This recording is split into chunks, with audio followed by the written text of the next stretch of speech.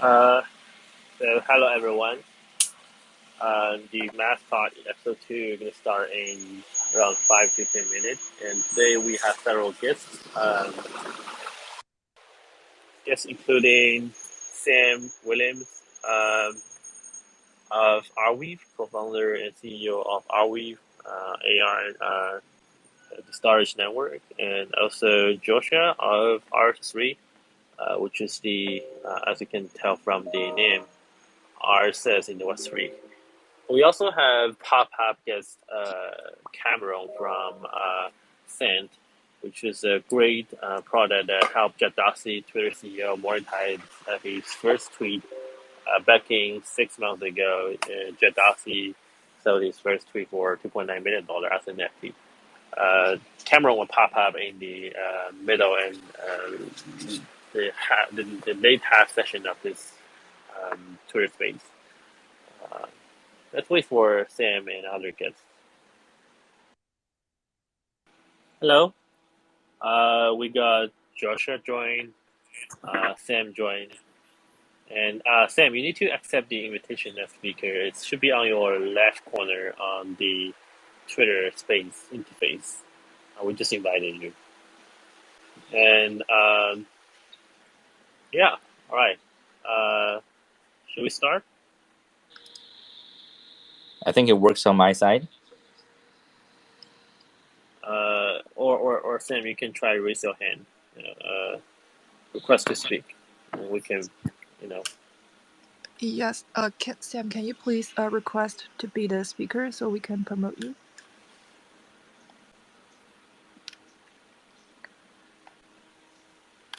Oh, you got a centralized arrow. Yeah. We will have Cameron here as well, right?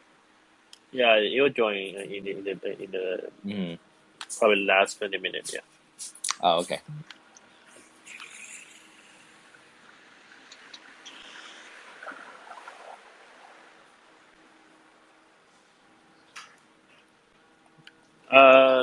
So I will let Sam try to re-enter the space so Yeah, he can sure. be appointed by our host, a speaker.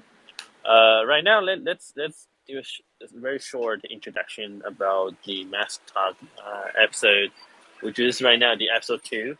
Probably I can spend 1 minute to remind everyone what we're doing and why we're here and what is episode 2 about. Then we're gonna start introduce every speaker. Um, uh, so mass theory. Hey, G, can you DM Yes. Sam so can help him on the speaker Yeah, thing. I So already invited him a few times. no, DM him, Sure. message him directly. Yeah. So the mass network is trying to be the bridge between the Web 2 and Web 3, which means that you can use whatever you want. This great Web3 feature, including sending money, storage file, buy some token, aping some NFT, change your avatar on your daily Web2 platform, which including Twitter, Facebook, will come into Instagram, Reddit. The series, the MassTalk series episode, want to invite all these great activists, founders, and everyone interested in this field, and to share our idea and opinion and how we can eventually build a decentralized web for for the next generation or maybe for our generation. With episode 1, we invited Jiho from Axie Infinity, AXS, the play to earn game and famous investor from a large game company. Maybe she will reveal her identity later on. And the first episode is pretty cool. Got 200 plus, thanks to actually fans in all over the places. The episode 2, now we have 3 guests right now, joined by Joshua of R3, which is a decentralized, I'd say, subscribe and index profile protocol, which may remind you the original RSS back in the Web 1 era that people like Aaron Schwartz create this great protocol and adopt by Google Reader, and then it's kind of killed by Web2 timelines, and a lot of drama happened.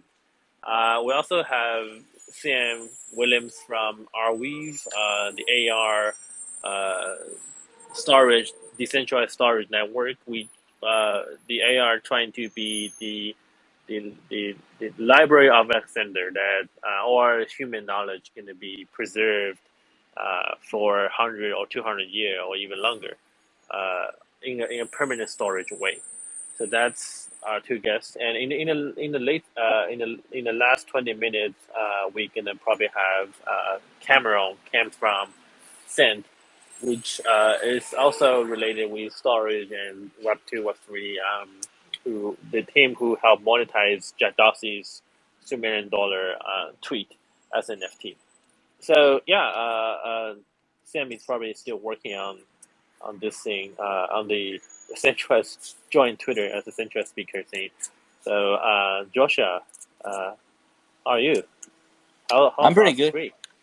Yeah. Yeah. Thank you for having me here. I think it has been pretty good for RC3 these days. As Suji said before, RC3 basically aims to become the feed of Web3, as RSS was the feed for Web1. I think in the whole architectural system of the creator economy in Web3, we would be seeing decentralized storage, like Arweave. Then we have like publishing, like Mirror.xyz. Then we have distribution, like RSS3, and of course, eventually we have Mask as the linear.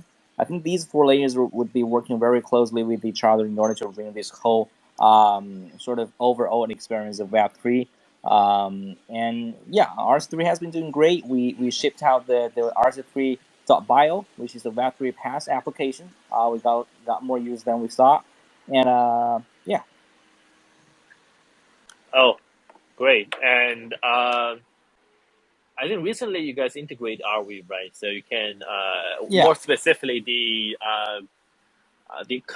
content and article published platform on Arweave is called Mirror.xyz. They can actually integrate, like you can see what I write on Mirror.xyz, Yeah. something like that. And yeah, okay, Sam is back on stage. Hey Sam, how are you? Hey guys, sorry about that. No, it's fine. Adventures with the Twitter Twitter app. problem. Yeah. Anyway, but great you, to be here. yeah, and these, like, I think pretty much everyone, half of people here know Arweave a little bit. Maybe you have a lot new updates and more introduction, so we can learn more. Yeah. Yeah, I mean, you said it well in the introduction. The idea of the base Arweave protocol is to create a new library of Alexandria backed by endowments and a decentralized network. Such that essentially there's no single point of failure for the data, so you can keep that information around for, I think, hundreds of years is lowballing it. We're going for like thousands or 10,000s of years, tens of thousands of years. So that's the core goal of the protocol on top of the base Arweave network, which is all of that information made available to people's web browsers. That's useful because you can see records of history very easily, but also you can build entire applications on top of this thing.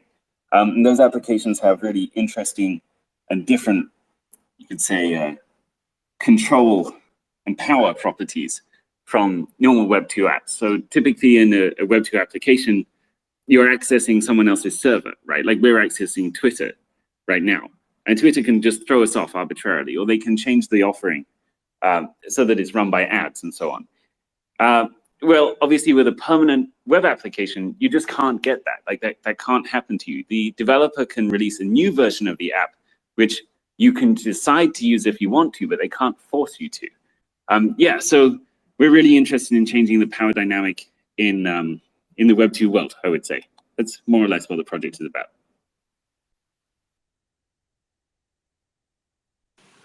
Yeah, great.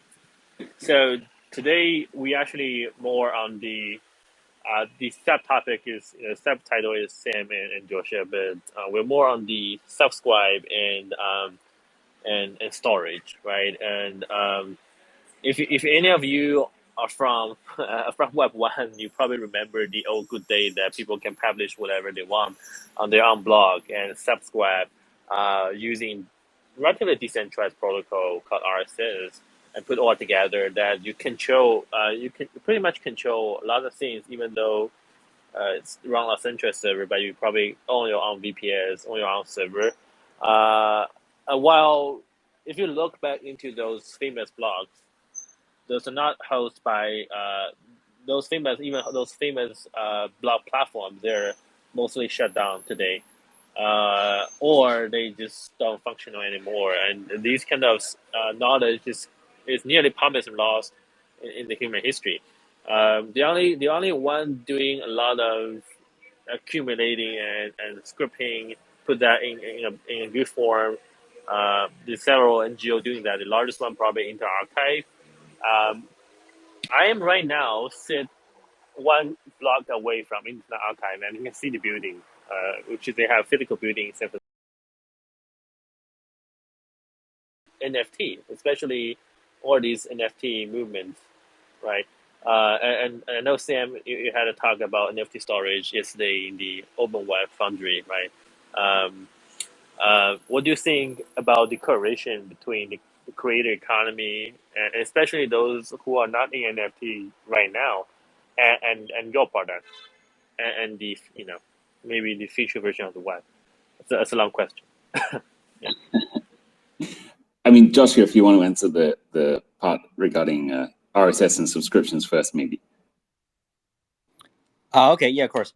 I think there was a very interesting trajectory in terms of how we got from the 1990s, where we started to see people having personal websites online or blogs online, to the Web 2 era, where a lot of a massive adoption was possible, made by those centralized services, which then later on conducted a lot of evil stuff that led us to Web 3. This whole trajectory was very interesting. Whereas we saw that in Web 1, functionality was the core, and gradually, because Web 1 was mostly made for those who are developers themselves or those who have technological backgrounds, we saw how these could be too much of a barrier for regular people to join the cyberspace, and that was why centralized services starting in the Web 2 era was pretty easy for them to defeat Web 1.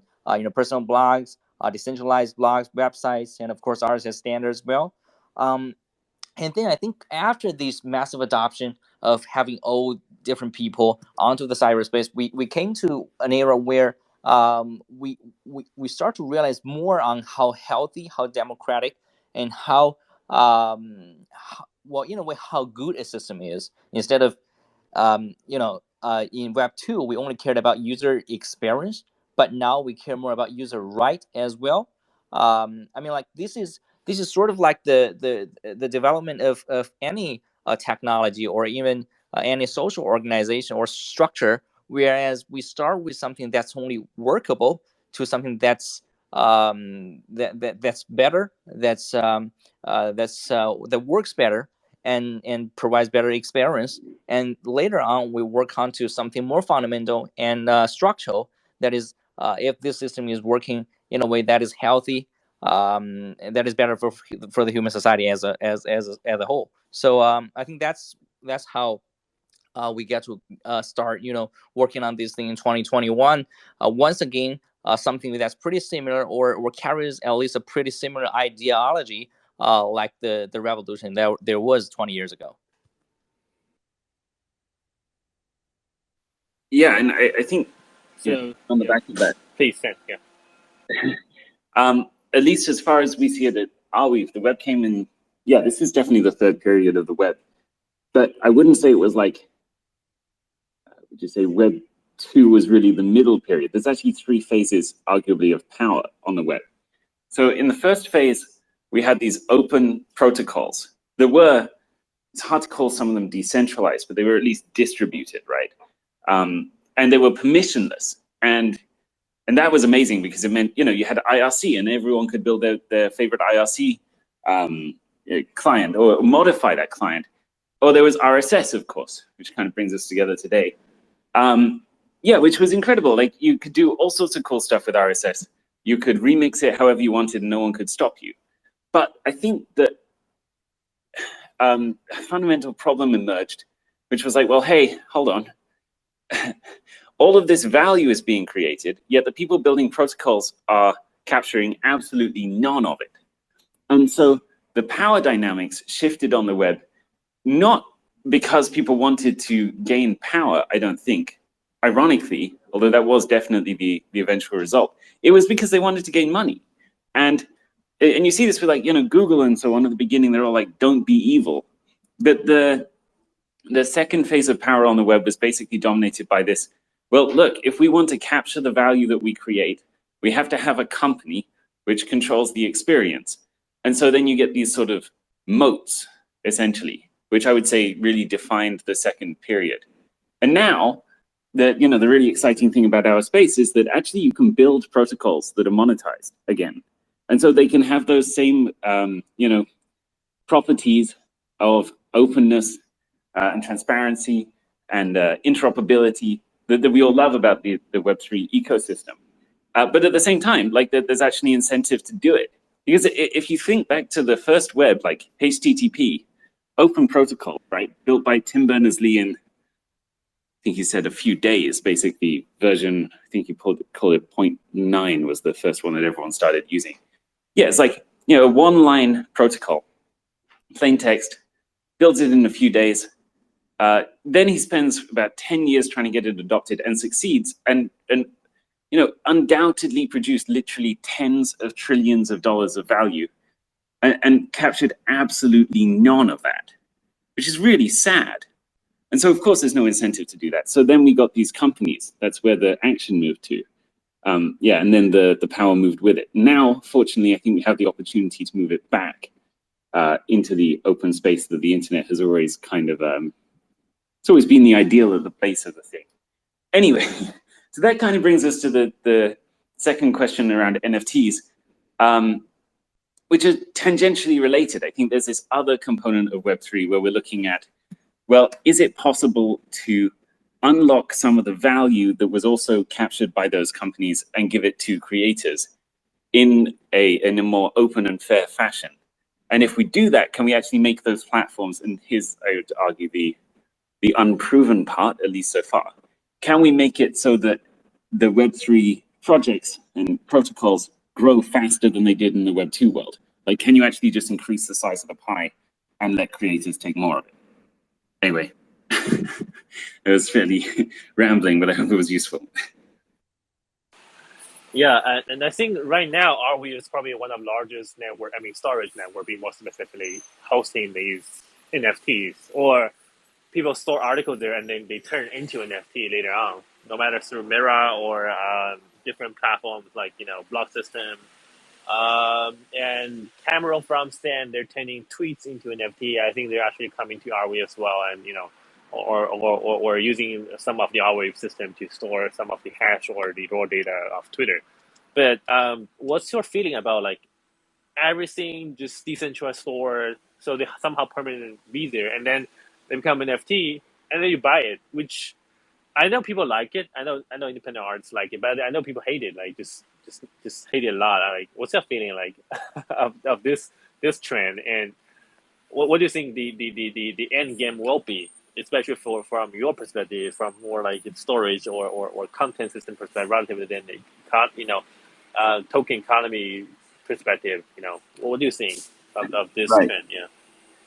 Yeah, I mean, so I think where we're going, there will be rights-related contracts associated with probably every transaction on the Arweave network. And the reason for that is actually it's free to do so. So when you post an Arweave transaction, you pay for 2 kilobytes worth of tags, which, storage is really cheap. So that's not very much money. It's like 10,000ths of a cent or something. But SmartWeave contracts are initialized only from those tags. And so actually you can initialize a SmartWeave contract on literally every single piece of data you put on the permaweb. So if you have like an image you're using in the middle of an article, or you've got the text of the article itself, or a tweet on Agora, or something like this, you can turn that into an NFT if you want, literally for free. And And I think that that's only the beginning of where this goes. So I think there's a natural incentive to be like, okay, well, that's just free value sitting on the table, basically. Why wouldn't we just make every single transaction into something where you have a rights-related contract associated with it? So I think that that's more or less inevitable. But I think that the NFT is not the final form.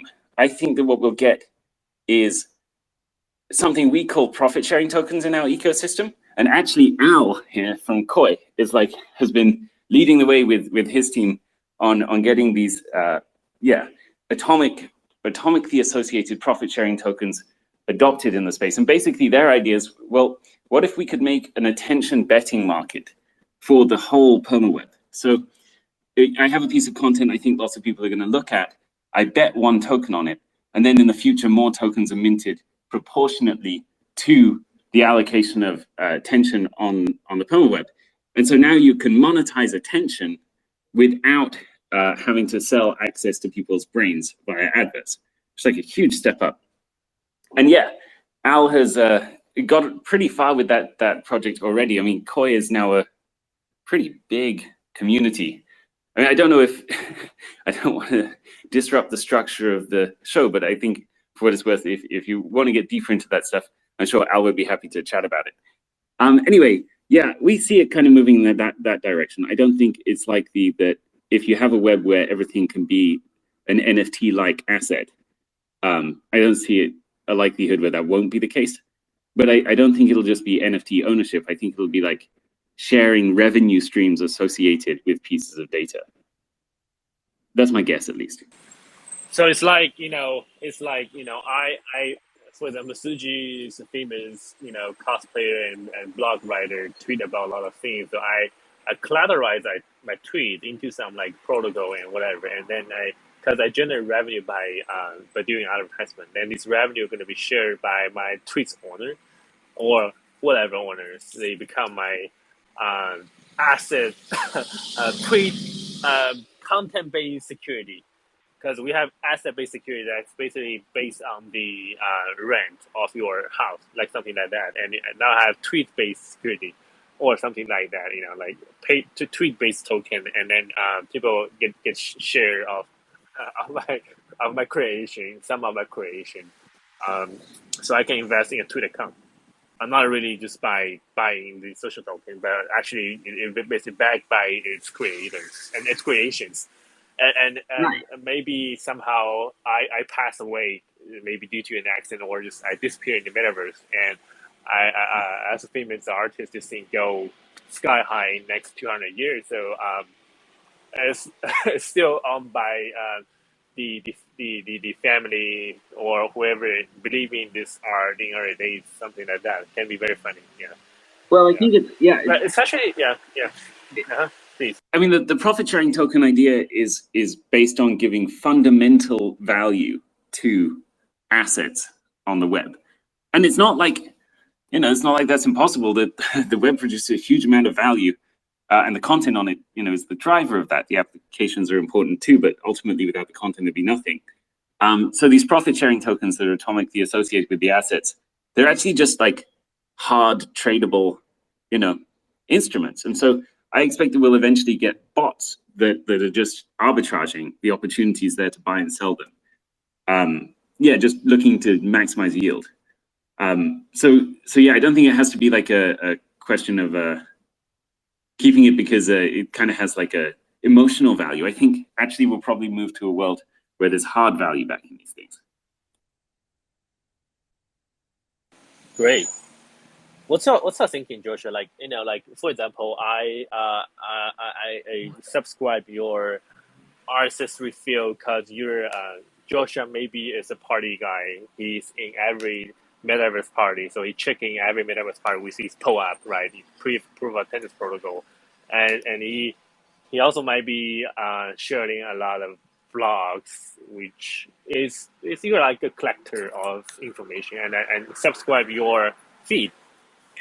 And what's gonna happen next? Like I subscribe your feed, and in Web 1, that's it. I follow your blog, and nothing else happened. Right? What's gonna happen, right? In your mind, the end game, like, hey, I follow your tweet, feed, and then something happen, magic happen, and we both benefit. What's going to happen? I think one of the interesting things that that will happen to RC3 is that at least it carries some of the best characteristics from Web 1 and Web 2 at the same time. Basically, in a way, so it is decentralized. It is an open sort of protocol that you can be permissionless to be building a lot of different stuff upon. And at the same time, it does carry this sort of social part that actually made Web 2 so thriving in the first place. I mean, in a way, if you look at RSS compared to Facebook or Twitter, um, just exactly as you said, you wouldn't be seeing a lot of other actions after the subscription. It's a pretty in a way it's a pretty simple procedure where you just subscribe and read stuff.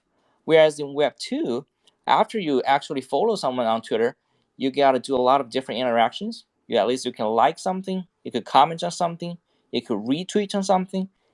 And I think these created this gigantic social graph or social network that does tremendous things and makes that network so much stronger than a simple one like RSS did. So for RC3, we started with considering about how we should have these programmable links among files, or you say like relationships between users, to sort of work natively on RC3, which is now supported, of course. Um, as I said before, it's programmable, so it could be any type of relations we want to define by developers or even users. And I think one more thing that really makes RC3 interesting is by having this what we call decentralized ownerships on different stuff. I mean, social tokens could be one of the ways to achieve that, especially public social tokens.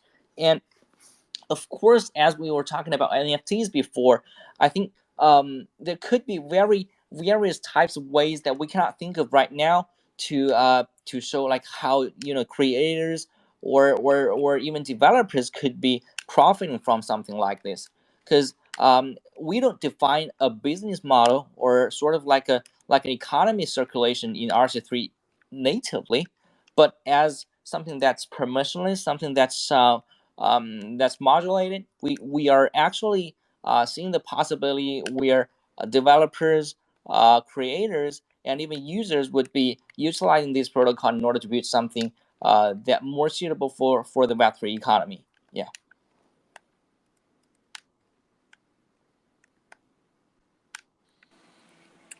Great. Yeah.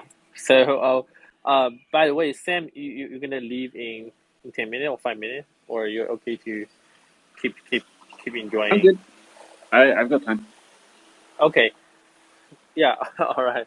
So, we've talked about NFT storage and like Web3 subscribe and profile, and eventually how can you invest in your best friend in some way. And recently we have a lot of new integration on Mass Network. So we integrate Arweave for a while, for I think more than 1 year, and we integrate the NFT gallery, like what Twitter tried to promote, and we actually delivered that. We have the NFT PFP profile, and then we have storage and display, both storage and I follow Sam and Joshua and stick out there as pay for the entry ticket. Um, but still, I'm like wondering what's your feeling about the future of the social network. My personal opinion, I think, is not going to be like completely new thing. It'll be something on top of the existing ones, but there's a time from Mira, right? They're actually trying to build a completely new one instead of using Medium. I know there's another ecosystem project of Arweave called Arweave News. They're trying to build, which will involve trying to build the podcast, like a new podcast network. Do you think like it's gonna be completely new way of interaction, or it's pretty much the same thing but add more economy, incentive and ownership, right? That's pretty different path. What's in your mind? Yeah. Okay, so I'm afraid I lost you for about 45 seconds in the middle there. I'm not sure if that was my connection or yours. I think But it is. okay. But responding to what you were talking about at the end, I think, which if I'll restate the question just in case no other people didn't get the same question that I got from it, because I'm afraid it was breaking up a little bit. But if the question is, do we think that the new social networks will just be kind of like, will they be built on top of the old social networks, kind of like Mask Network, or will they be entirely new things altogether? And I guess an associated question, I'm sorry, I'm making my own question now, I hope that's okay. An associated question is, well, will the feature sets be the same or will they be different? So to the first part of that, I've always loved the way that Mask essentially cannibalizes the old social networks. As soon as you told me about that, like what, 18 months ago, I thought that was genius. It's amazing. It's like, yes, obviously, if we want to grow, or if we want to bootstrap like a Web3 experience inside a social network, yeah, just jumping on top of the interface that's already there is perfect. It's super, super smart. Anyway, I really love that approach. I think there will be social network, but to kind of the second part of the question, I think there will be social network experiences that are pretty different. It strikes me that there's like a kind of war going on for the heart of Web3, and no one really knows. No one really knows, I think, what the term actually means at this point. So Adam, who I think has just gone from the crowd, but Adam from LivePeer made this amazing thing called the Web3 Index, looking at the protocol revenue recently. And one of the questions we've been discussing in the kind of group we have there is, well, how do we can define this thing? And it strikes me there's basically two visions. There's power and money are dividing the thing. So on the money side, there's this question that we're exploring at the moment, which is, well, what can we do with NFTs? And in the Arweave ecosystem, what can we do with profit sharing tokens to better split how that money that is generated by the platforms is distributed between content creators and the platforms themselves. But I also think on the power side, there's more basic stuff that we can do. It's like, okay, well, you know, the example I would look at is Agora, or indeed Arweave News is a great one too. And they have what do you call it? Like a podcasting application which answers to no one, and also I think has integrated RSS3 recently, so it's kind of interoperable. Yay. But yeah, right. But the question there is, I think those experiences will be closer to Web 2. They just won't be run by companies, at least to begin with. And then at some point, we're going to see a merging of these two ideas. But it's not totally clear where that'll shake out yet. What do you think, Joshua? I'll just talk about one example that's really interesting, which is Mirror. They got really popular. I think they are one of the very interesting examples, whereas they are trying to build a completely new service with the ideology and the infrastructures of Web3. If you look at the product, they do a lot of things. If you compare it to products like Medium, Mirror does a lot of very strange things in terms of product design. They don't let you follow someone. They don't allow you to like something. They don't allow you to comment on something. They don't provide any index. They don't have searching. And if you don't have a Mirror token, you can't even have a website hosting all of your content. So this is a very strange thing for them to sort of do in the perspective of Web 2. But if we think about it in a more structural way or architectural way, whereas I was talking before, like Web3 would be in terms of creator economy, that storage, publishing, distribution, and rendering would be separated layers, but working closely together with permissionless modules, and then they're doing something that's so Web3. Whereas distribution, relationships, interactions should be offloaded to something like RSA3, whereas they only work on work on publishing, and they have storage on Arweave. And eventually, I think in Mask 2.0, RC3 would be powering Mask, so that in the rendering side, people would be seeing their mirror articles natively on Twitter. So I think this is a very interesting example. Whereas we have those social medias that's completely based on Web3 technology, and we have applications or networks like Mask that's based on the existing social medias, and we have protocols and decentralized networks, and together these four layers are gonna bring something that's brand new, that's power something that was never possible before in Web2. Whereas you create something on one application, it will be stored on something on a network that could never expire, and your document or your articles will never be modified, and then it will be distributed on another network, which gives you permissionless access for distributing the content much more than before. And then you have a rendering network that does it natively on a platform that you're already familiar with. I think this is one of the examples that really completes this circle of Web3 experience. And in terms of native applications, or sort of hybrid DApps, I actually wrote an article about this before, but I think one of the major things is that are we providing real or true value to users, or even to the whole system? If we are, then it doesn't really matter if it's a hybrid system, or it's a pure sort of pure Web3 system.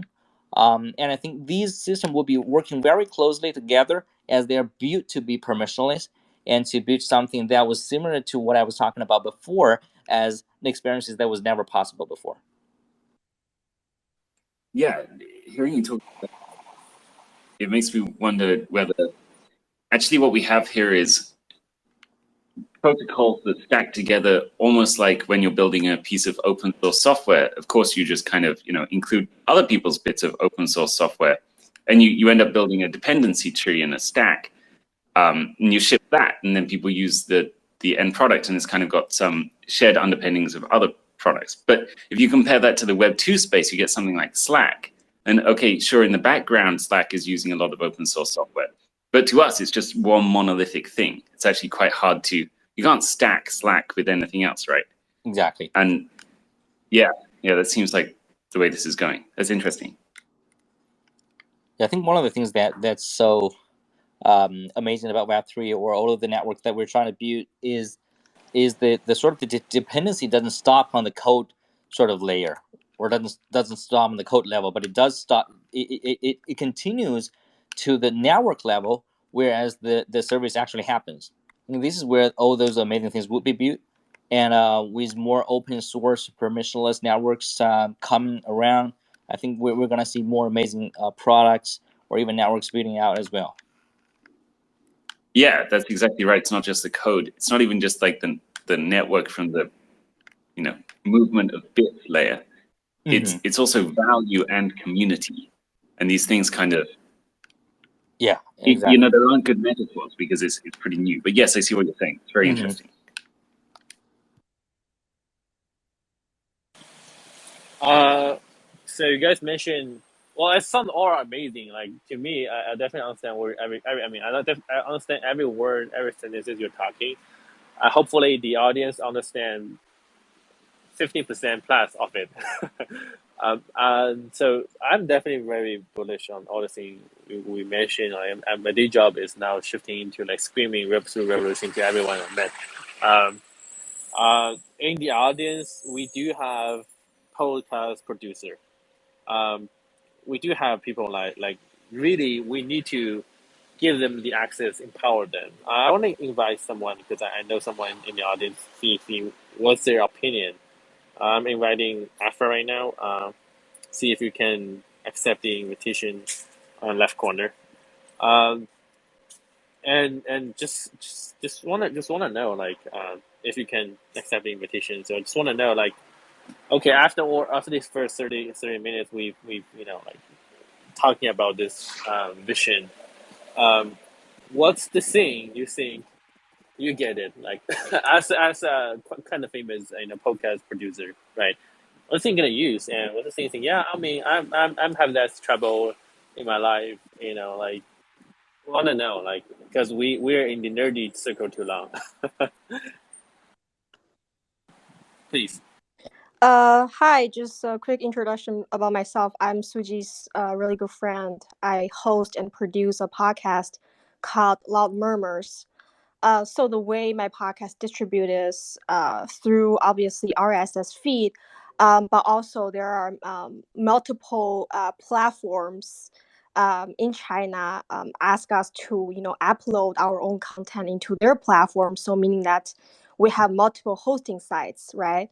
And as you all know, like every single platform is trying to trap the users in their own ecosystem, trying to hire their retention, and it's pretty much against everything this platform is talking about, this whole panel is talking about. So as a content creator, as someone who dealing with communicating with different platforms, as someone who always walking on the boundary of censorship, I do believe having an open and having decentralized platform for content creators is definitely really crucial. And you know I'm really appreciate we have a discussion right here and right now. Yeah, amazing. Absolutely. I think, well, what kind of got us started in this project in the first place was building a censorship-resistant ledger for speech, right? And Right. podcasts that's going. And so there's actually someone in the audience, Xylophone here, who has built a decentralized censorship-resistant podcast hosting platform on Arweave that uses RSS3. Yeah, maybe we can Exactly. hear I from was just trying to talk about permacast. Right, exactly. Can you invite it? No, you're the host now. You can Yeah, actually he's right invite. there. He's right there. Okay, X Lufeng. Okay, yeah, I'm inviting him right now. Xylophone, I think it is. Let me see. Gotcha. Hey, you're on the stage. I mean, maybe they don't want to speak, but either way, you guys should speak afterwards because I think they do a really interesting thing. He's on the stage. Mm-hmm.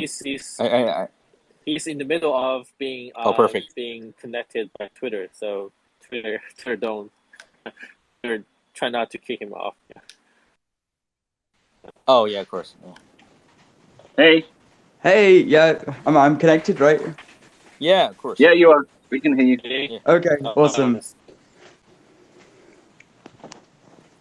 Yeah, maybe you could tell us a little bit about the project, I guess. Or Yeah, and also we have the another Avid app. Hi, I'll just accept the speaker request.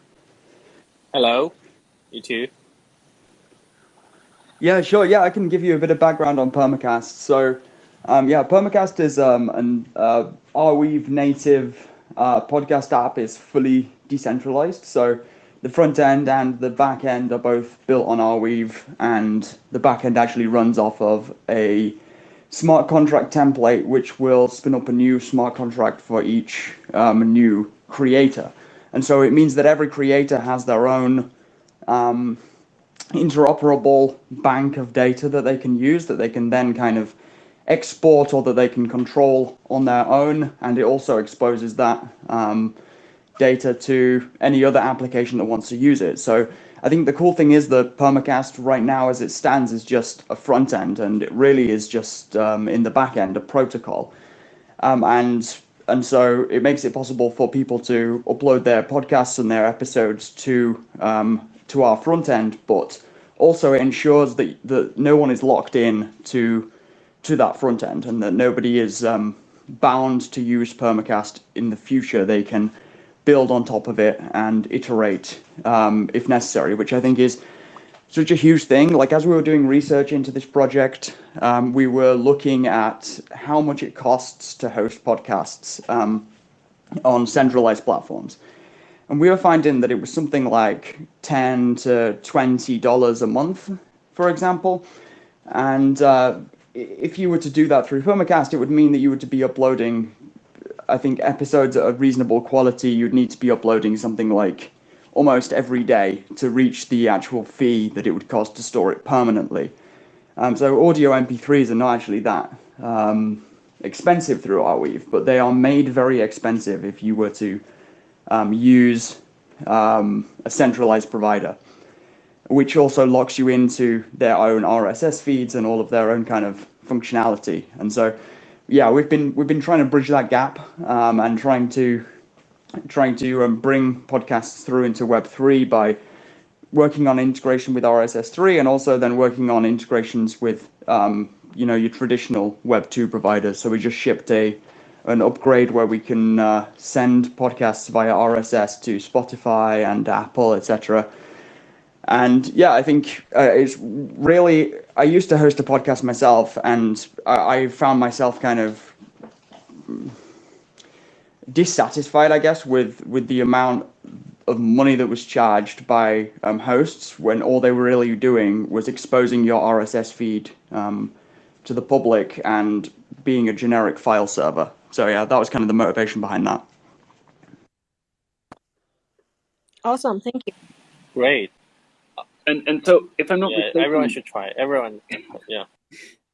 Just thinking about that stack, like, so if Afra uploaded her podcast to Permacast, it would also show up in RSS3, right? And then, Joshua, you were saying that at some point in the future in Mask 2, if I'm not mistaken, Yeah. then there was also going to be an integration between RSS3 and Mask, right? So now Afra's podcast, that's an show up story. in Twitter feed.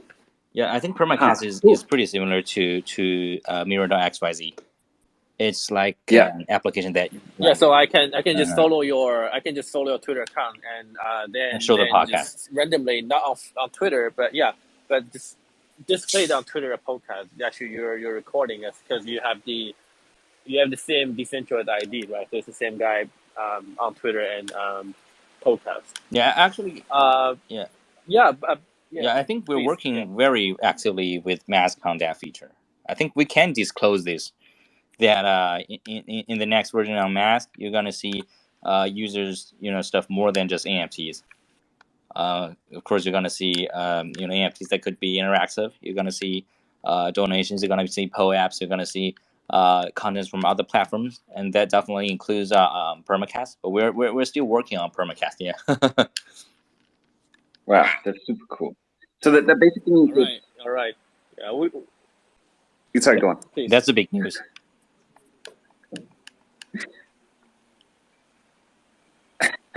We also have Cameron right now, just joined 2 minutes ago. Hey, Cam. You all right? Yeah, what's up, guys? Just late to the party, but familiar faces. You're great. You're great. So we've been talking about like whether it's good or not so good. Have everyone on piece of your blog, Twitter, whatever, and Sam proposed this, like, it's a great idea. I really like it. It's like eventually you're gonna have revenue because if you're famous like Jack Dorsey, whatever, you're gonna have revenue based on tweets, and you can collateralize these or in a smart contract, then eventually generate value. So it's like your house generate revenue through renting out, right? And now I can collateralize my tweets, and somehow I pay myself. Pay my real rent in the San Francisco, right?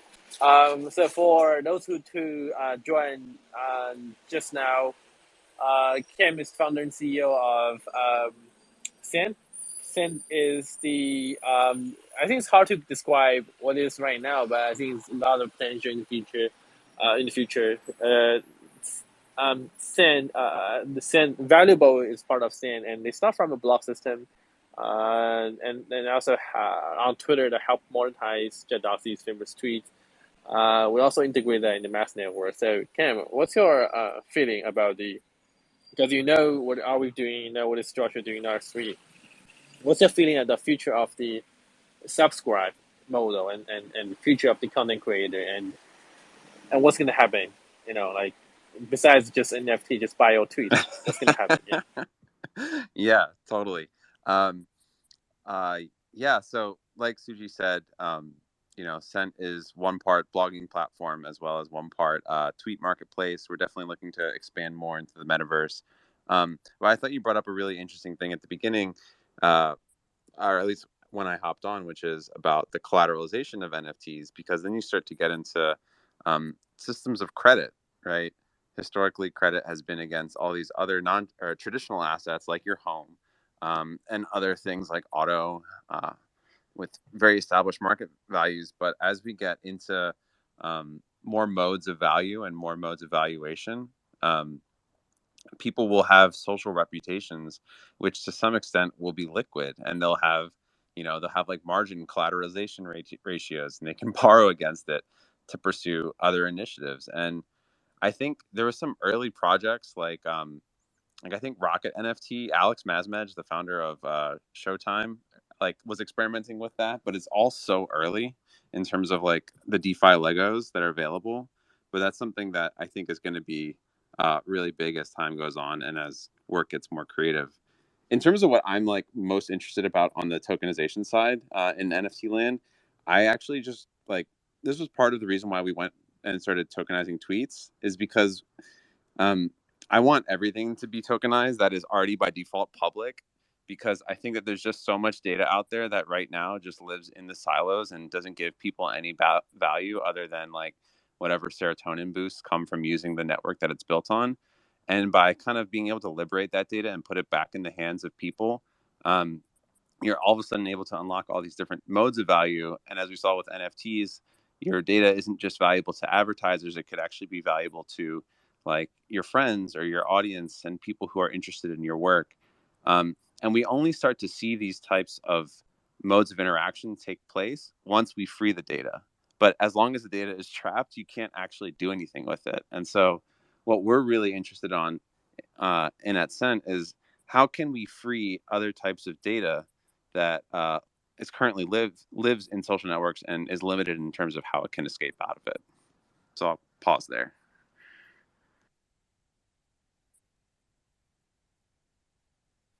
Data Legos, like we have financial Lego in DeFi, basically, and then tying those two together. For what it's worth, I'm a huge fan of Cent. I think Cent's amazing. Thanks, Sam. Obviously, we love Arweave. We use Arweave too for our token metadata. It's the only one. I didn't know that. Yeah, that's cool. Yeah, I first heard of it way back, like, was it midsummer last year? Is that possible? And if I'm not mistaken, the token model was quite different then. There was this idea of like purchasing a recursive tip, basically. So if you bought into a, does that ring a bell, or is this a different mechanism? Definitely. No. So we launched an experimental subscription mechanism last year.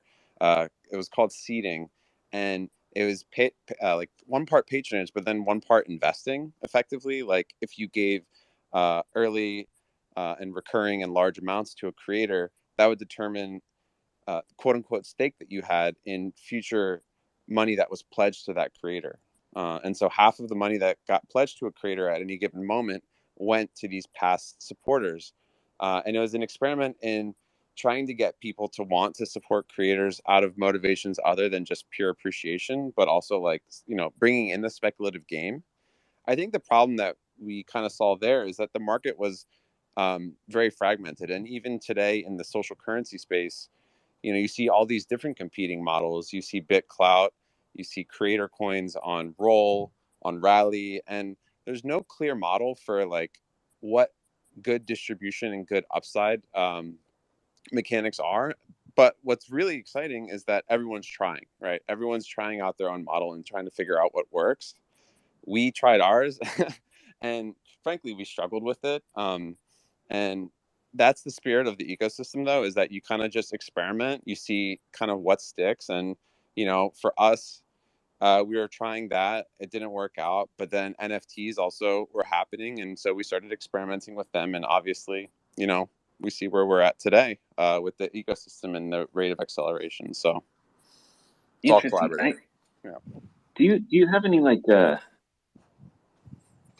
any learnings that you can share with us? Because for what it's worth, I think that token model probably makes slightly more sense than NFTs in their standard form, and also social tokens in the form that we see them today. Like that actually had a pretty clear.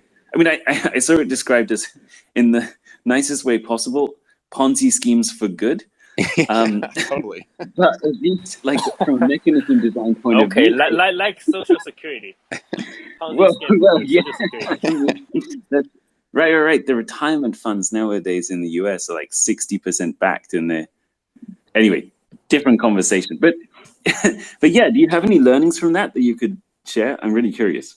Yeah, I guess a couple things I'll point out. The first is that we very intentionally made it so that you didn't actually like accrue tokens in the sense that you could go and trade them on an exchange, because we didn't want the process of accruing tokens to interfere with the act of giving to a creator, right? Do I give to a creator and get tokens, or do I buy them on an exchange? And so what we did Oh, and so what we did in this model is you accrued points, but the points were non-transferable.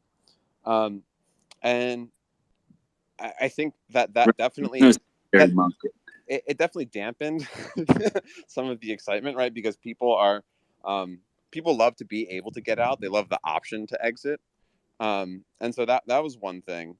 I think another thing that was interesting was we really tried to model it after services like Patreon, where there's this monthly recurring subscription aspect. And the process of getting a monthly recurring on-chain transaction service off the ground is on a network that like not too many people know about was a really tall order. And so I think that we did have, even though we had a network going, it was really tough to kind of get the critical mass to get this thing off the ground, because you know you had to keep going in every month and clicking the seed button. And for one, a month is a really long time to pass, right, to evaluate like the result of an experiment. But then two, you just kind of forget oftentimes. And so I think the velocity and the way that we had designed it kind of made it hard for it to really grow quickly. And so it ended up slowly, basically, um, tapering in usage toward the end of the year. And so it was a really fun experiment, but I think the Ponzinomics weren't juicy enough for the crowd. That's fascinating. Thank you for sharing. I feel like we need like a wiki that has a graveyard for mechanism designs, where there's like postmortems and what actually went wrong. There's so much interesting experimentation happening, but I just wish you could, go read about it. Yeah, Anyway, totally. I'll hijack the session here now. There's definitely a very overdue blog post on that, at the very least. That will definitely be on Web3 somewhere. We'll find the right place to post it. But also, I really do believe in the idea of non-transferable reputation, and that if you start to accrue these points that confer status, that they kind of stay with you, and that it's not something that you can just cash out, because real world reputation doesn't work like that. It actually works much closer to what you guys were talking about before I hopped on, like around collateralization and being able to kind of borrow against your reputation and having a sense of credit worthiness based on the type of financial transactions you've had. But I'm so I guess that's my hot take, is I don't think that creator coins that are in their current form, like the liquid versions, have much staying power. I think that they're very inferior models to their sort of non-transferable counterparts. Well, that's super interesting. Yeah, I actually believe that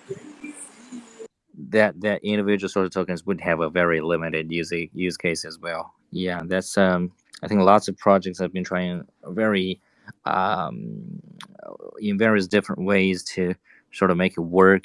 But I can't. But apparently it doesn't really give you a lot of utilities, especially in terms of for those who actually buys them. Other than betting on the reputation, I think it's going to be a pretty long way for us to actually um, actually shape out things that or ways of utilizing social tokens to sort of actually make a difference in terms of governing or money making or whatever thing. But we do believe that public social tokens would be more powerful in terms of achieving something like that instead of individual tokens. Whereas if you could see how Mirror could be having multiple authors in the same topic, and have them do crowdfunding, and then a lot of different things with the money. And we do, at least at RC3, we believe in public social tokens in terms of having a feed, like a public feed or something. And we think that these sort of tokens would work much better than individual tokens that lacks the fundamental utility for all those who buy these things. So what do we think about, like, okay, so I think there's something, content tokens are one thing, right? Content tokens are, from a regulatory point of view, they are not tied to the future management activities of a centralized party in general. We can largely agree that that's the case. Although I think if you're issuing like an NFT drop where you're saying, oh, our roadmap is this, then that's pretty sketchy territory, frankly.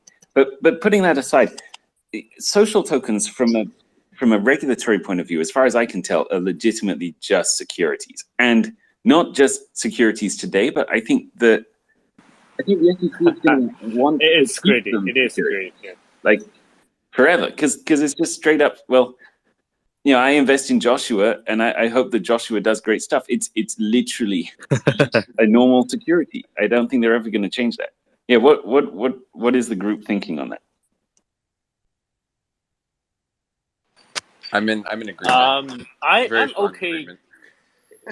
Yeah, I'm okay if it's a security, because like by very technical definition, your bank saving account is the security. That means, like, if you have L generating, you have like not really high yield, like one APY or 0 point something APY bank account. That's by definition security, which cause like, or by the weird regulator. And there's a XM law from the banking section, so that's why we don't think that's security. Which that's why also I think Coinbase got the problem.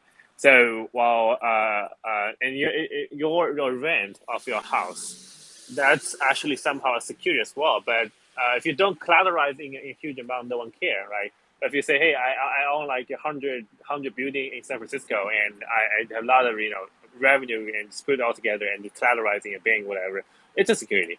So it's pretty much the same thing. I feel like probably like if I'm not famous, I might just say random small account. I do social token, no one care. If I got like hundreds more account or like one huge KOL, that's a security. Just be very clear. That's my opinion. By the way, we have Abe How in the also in the speaker can intro your story. But this is my feeling about Yeah. content coin. Hi guys. Firstly, I just joined because I saw Sam. Sam, big fan, man. I went to your lecture on incentive engineering and crypto economics, and the way you came up with this entire thing on proof of access. Essentially, when we were doing these lectures, they were like blockchain using proof of work, and then essentially Ethereum using proof of stake, and you came up with a new consensus reward function altogether. So kudos to that.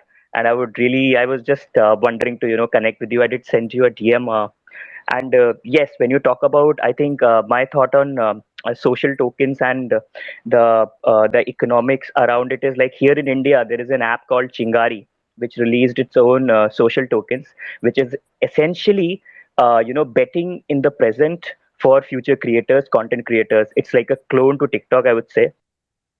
And I think that kind of a model is fairly seemingly, I think, will work here in India, which I kind of feel. So yeah, that is my 2 cents here on it. Yeah, like a futures market for. I mean, this was frankly the cool thing about Cent, or at least that particular model that you guys had like a year ago, was this idea that you wanted to be early to back these things, but by the nature of backing the content that you thought that other people would like later, you're essentially taking part in this, or at least you could easily see how it could be extended so that you could take part in what is essentially a massive financial ranking mechanism for.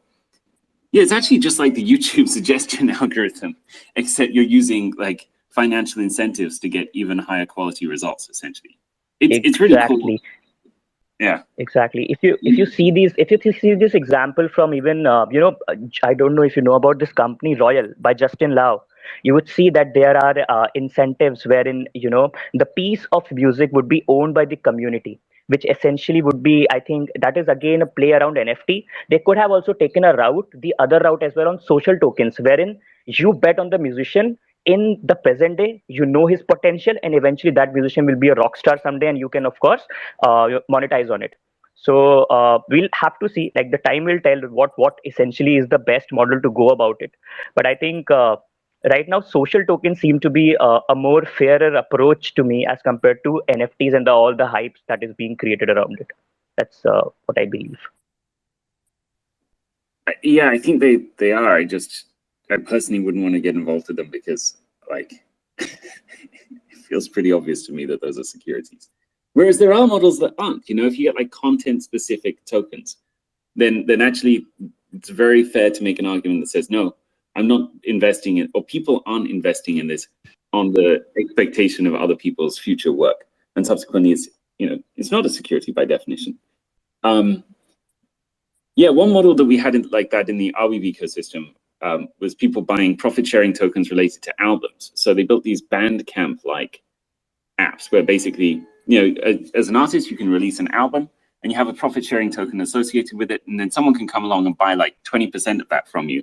And then when people go and tip later, when they download the album, you get like 20% of the tips. And so of course you get the same ability. Well, I think it's fair to say, frankly, you're obviously investing because you think that you found good quality content, and other people are going to buy it in the future, and you can get it for a good price today. It makes financial sense for the artist because they can take that 20% and they can invest it in future albums, which would have a different profit sharing token. And so you don't have that linkage between like expectation of future work of people. That's one of the ideas we've been looking at. But yeah, I think it's shaky ground here.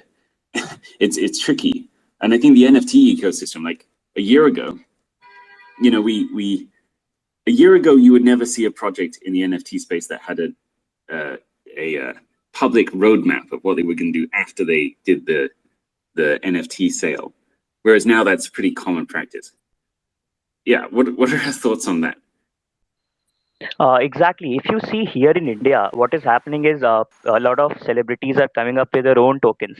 And when I essentially go in there, just seeing what is the transparency around their white paper and all, so the information is not so clear on what are their future roadmaps and stuff. I think this is the same time around 2017 when ICOs were a hype, right? And a lot of I would say Ponzi schemes came in, and people simply just ran away from the projects. They just made money, and then it was like a Ponzi dump scheme. So essentially it is of course good to identify good projects very early on. So yeah. I also want to add that even if the SEC and enforcement actions against non-compliant projects is definitely one threat. I think another threat that we also got to be cognizant about is the circumstances that we're setting up creators for with a very irrational market. Right. Yeah.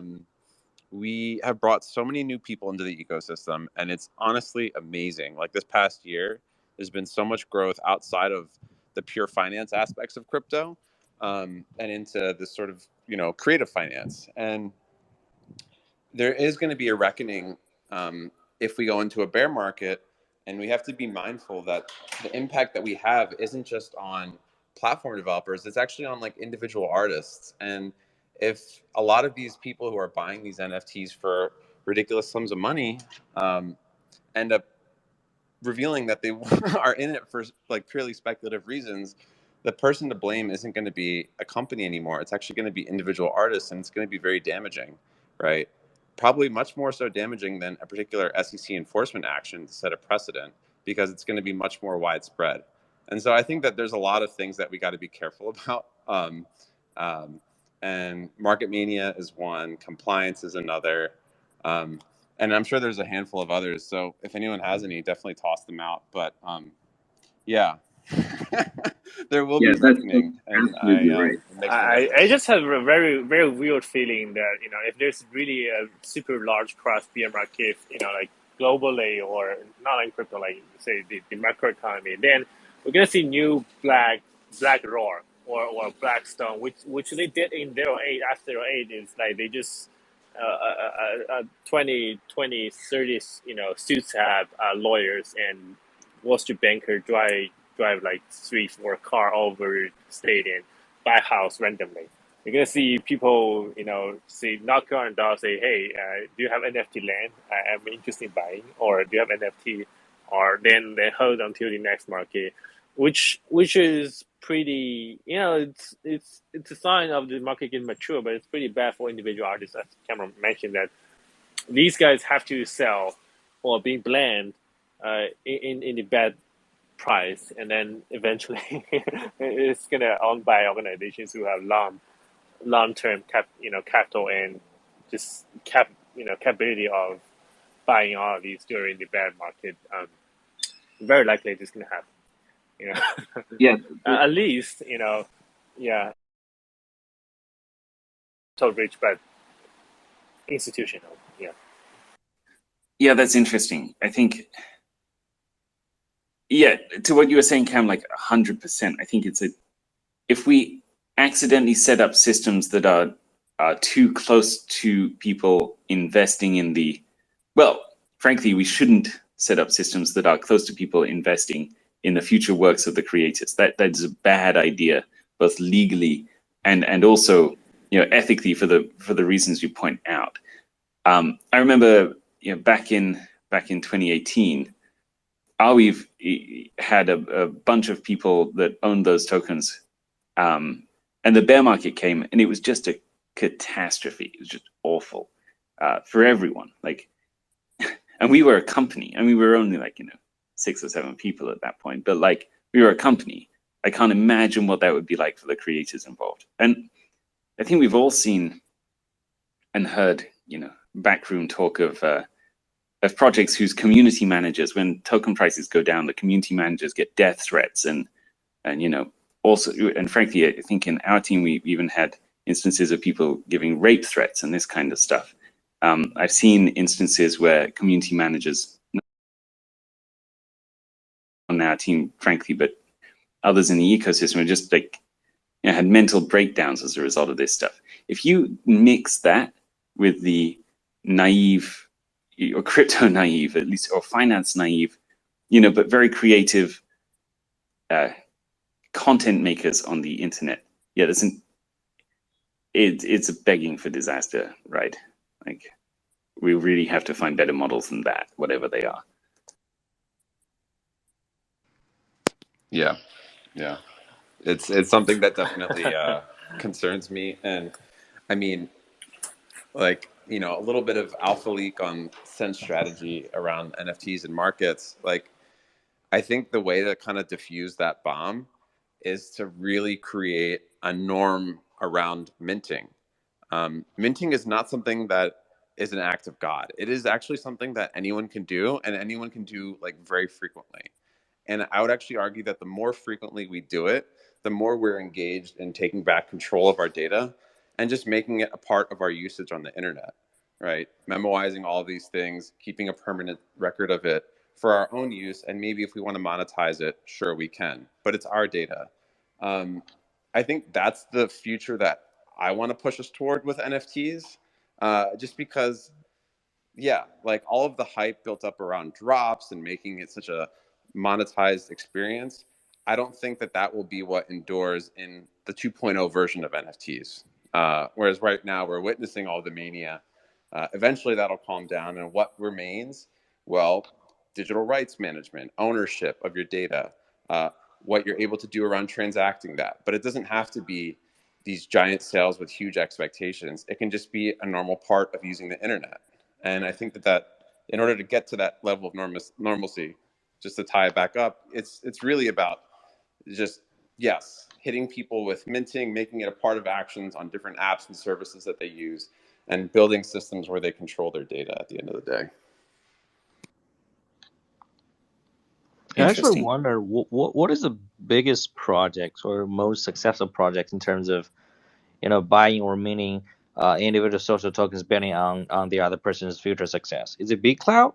Is it Rabby? There's no What I clear is it? think winner, that I would say. probably. Okay. I think, yeah. Well, I mean,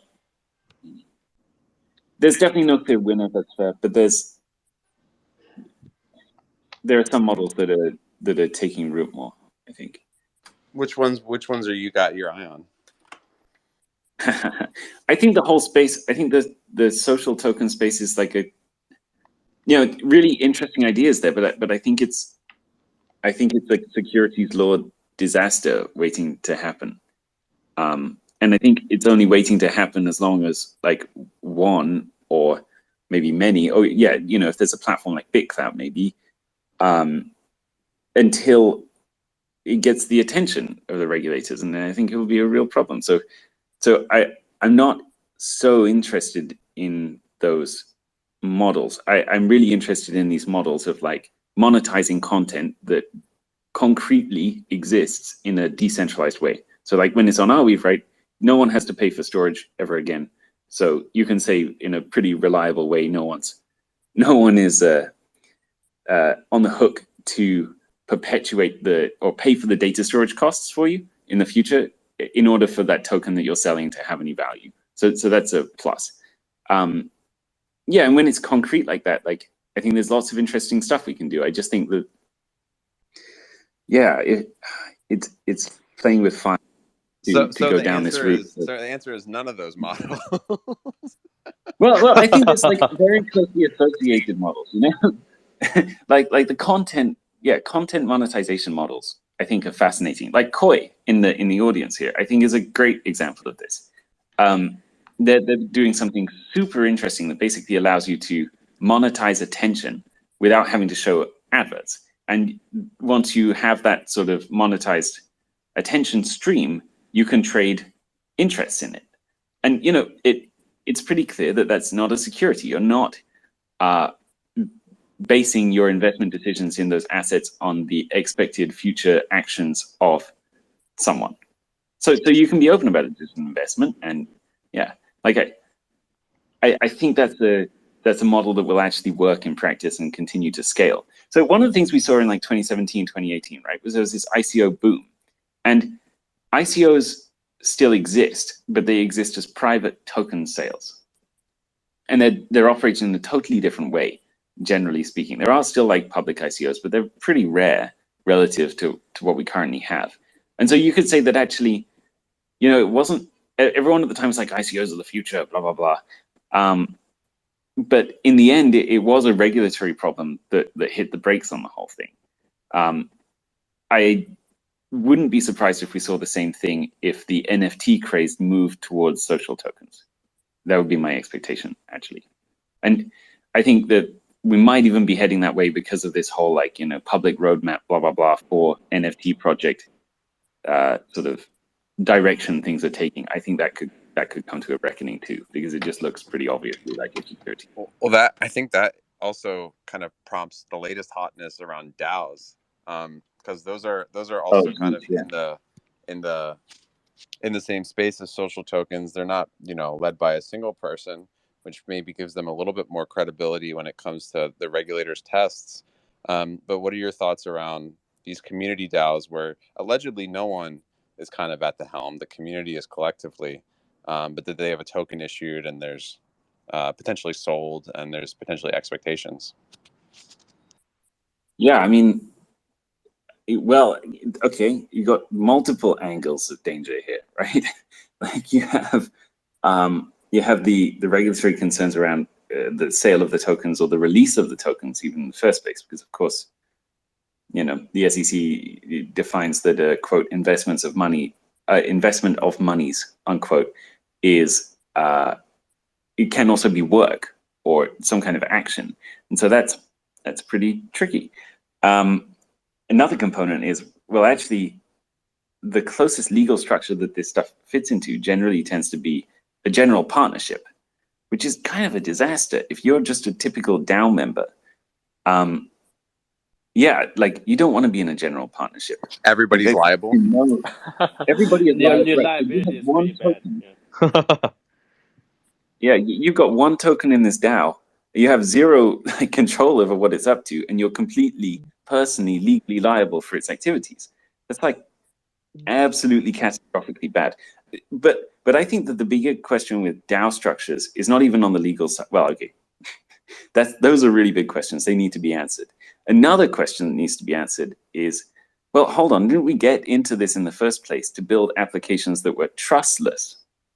Right. So if we just recreate more or less a corporation-like structure with maybe slightly different voting rules or something like this, or maybe there's no board, there's direct democracy.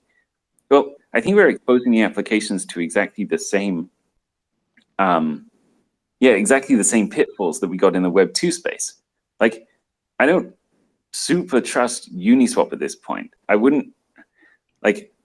I would rather trust what 2018 MakerDAO than today, because like I have to trust that the DAO backing the application doesn't screw up, and I don't want that. Like what I want is kind of Bitcoin or Ethereum, arguably, and Arweave. Like these are protocols which nobody can control and change. You don't have to trust anyone to know what they're going to do in 2 or 3 years' time. The rules are set in stone already. I think to me, that's the really exciting thing about this space.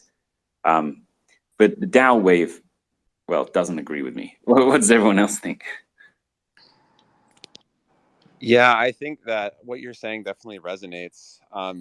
It's the same but different, right? There's new leaders in charge. Like I think the MakerDAO example is definitely the most prescient. Like they're effectively functioning as a bank, whereas initially they released what's now referred to as SAI, the single collateral DAI that was only using ETH under the hood. And I was really on board with that vision. And then when it came to governing like which assets they store as collateral, and now, I think it's some double-digit percentage is USDC, even. Right, they just got back to not being USDC dominant like today, I think, or yesterday. It's now ETH dominant again, but yeah, totally. Yeah, and so I guess on one angle it's like, yes, these people are acting as the new masters, and then that's definitely like deeply disappointing to me.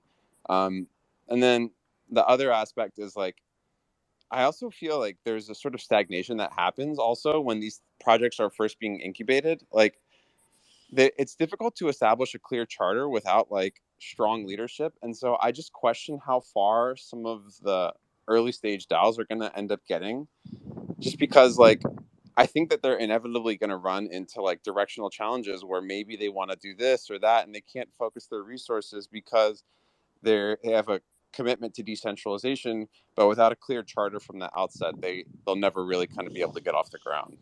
So those are kind of like my two perspectives on it. Right. So even Bitcoin at the beginning needed Satoshi to set the rules of the game and set the purpose of the thing. And then after that, they stepped back, right? But like at the beginning, it was founder led in the same way a startup is. Yeah, that's interesting. Yeah.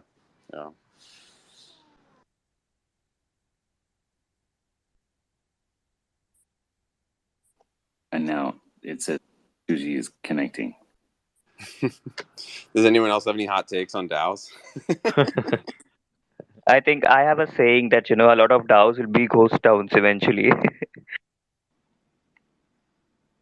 Be what, series? I was saying a lot of DAOs will be ghost towns eventually. Closed down. DAOs. Oh, okay. Ghost, as in ghost towns, as in haunted towns. Yeah. just saying, yeah. Yeah, I think that's fair. Joshua, what do you think? Right. I think it makes sense. I think we're actually seeing the start of it, whereas DAOs would be. I think DAOs are actually legal now in Wyoming, right? I think that's happening. Right, legally recognized. Yeah, that's interesting. And I think these DAOs would be private as similar to a partnership, I guess. Otherwise, I just have no idea how they're gonna legitimize that thing. If it's because if it's a public DAO, the whole thing would be pretty hard for regulations and whatever things to work. But if it's private, then it sounds more like a company. It just you have a lot of shareholders. You have a company that does certain things. You have certain ways of running your own sort of organization. You don't have a board, but you have a democracy in your own group. Um, but it does matter to what extent this thing is private. For example, if you look at Friends with Benefit, they are not completely public, whereas you could just buy the token and become a member of that thing. I think you have to fill it in some sort of application, and they give the right to buy that token.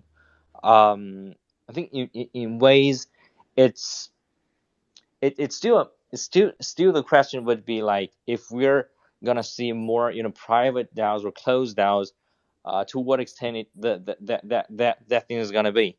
Is it gonna be like completely closed, all the partners or the DAO members will be set by the beginning of the DAO, or would it be something kind of halfway open like Friends Benefit does, or some new sort of rules would happen? This is a thing that I'm kind of interested in.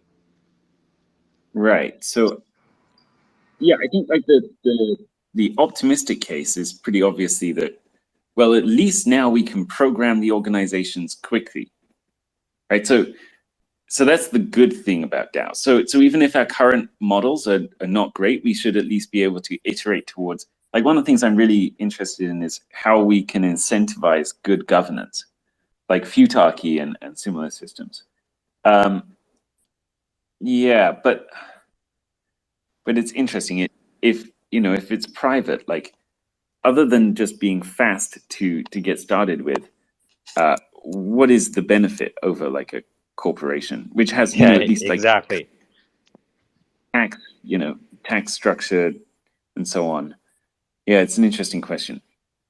I also think that something that is private is not a DAO necessarily. Like, I feel like that's kind of like the A in DAO is autonomous, and if it's kind of closed off, I have a really tough time believing that it has the capacity to truly be autonomous and like sort of self-sufficient, because by virtue of its closedness, like, there's no permissionless sort of opt-in way for it to grow. And so I think maybe it's just a DO, a DO.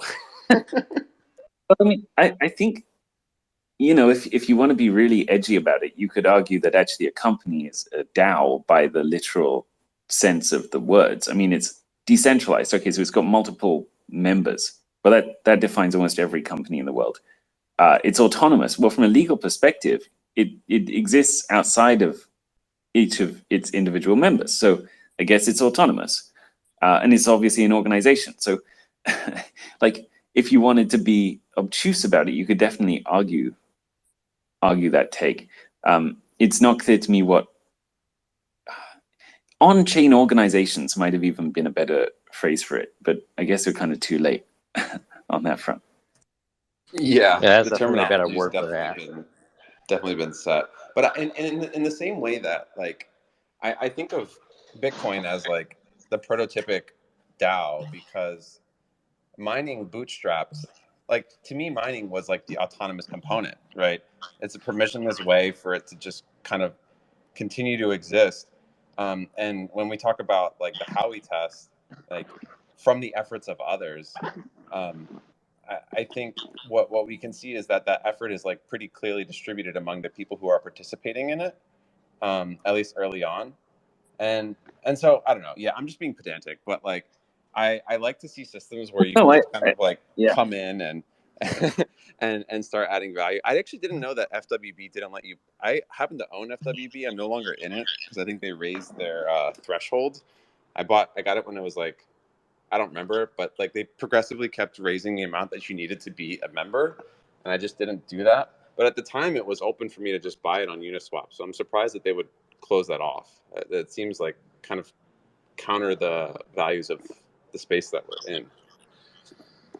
Interesting. Okay, that begs another question, and then I'm afraid I have to go. Also, we seem to have lost Suji a while ago. Yeah, Suji has lost connection from us. Oh, So we've been talking for over 90 minutes, I think. Thank you for our speakers for joining us, especially Sam. Well, Wait, thank you for you having wanted me. to make a final point, Sam? Sorry, Oh, you might, I was. that this host has been spoken. I was going to ask something, but I think I've forgotten what it is. It's all good. Yeah, the thing about Twitter Space is that the host has to be online all the time, so the room can be kept opening. Oh, I see. oh, that's Okay. an interesting Well, design. thank you Yeah, for hosting us. that's a Then. bummer. I So, think this is a good so point I to leave hope it. Maybe. everyone is enjoying themselves. Yeah. Thank you Yeah, so much we're for enjoying hosting. ourselves. Yeah. Yeah, Absolutely. Thank you, thank you guys. so much, but Thank we you. really have to wrap up. Thank Thank you. you so Thank you. much. Thank you so much, Sam. And I would love to connect with you on DM. I have a few Just you and questions. me. Yeah, absolutely. Yeah. Great to chat to you. Thank you. See you guys. Thanks, Thanks a lot. everyone. See Thanks a you. lot. Big fan. Big fan here. Thanks a lot. Yeah.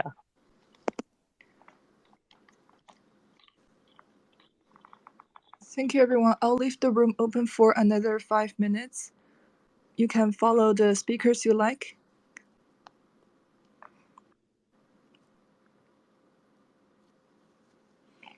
Thank you, everyone, for joining us. I hope everyone has a good day, good night, or good afternoon.